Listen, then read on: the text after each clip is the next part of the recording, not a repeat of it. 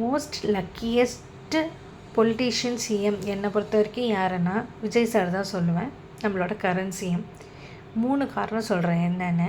First, அவருக்கு கீழே வேலை பார்த்த candidates IT wing. Vijay sir எந்த அளவுக்கு இன்டர்வியூ அட்டன் பண்ணார், எவ்வளோ அளவுக்கு ப்ரெஸ் மீட் பண்ணார், எத்தனை டிபேட்டில் உட்காந்தாருன்னு எல்லாருக்குமே தெரியும்.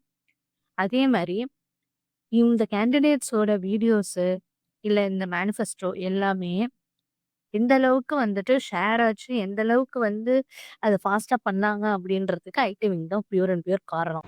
Second fans. ஃபேன்ஸ் எந்த அளவுக்கு சப்போர்ட்னா, மேனிஃபெஸ்டோவை பற்றி பேசுகிறதுக்கு முன்னாடியே லைட்டாக ஒரு ஸ்பார்க் ஆரம்பிச்சிட்டு விட்டாங்க.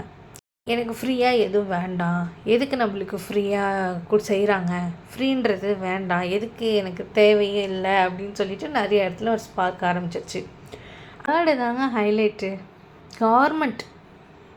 அது தமிழ்நாட்டு கவர்மெண்ட்டாக இருந்தாலும் சரி, சென்ட்ரல் கவர்மெண்ட்டாக இருந்தாலும் சரி, ரொம்ப லக்கிங்க விஜய் சார். ஆனால் என்னென்னா, இந்த பக்கம் விஜய் சார் மேனிஃபெஸ்டோவில் சொல்லிட்டாரு, தங்கம் தரேன், 6 சிலிண்டர் தரேன் அப்படின்ட்டு.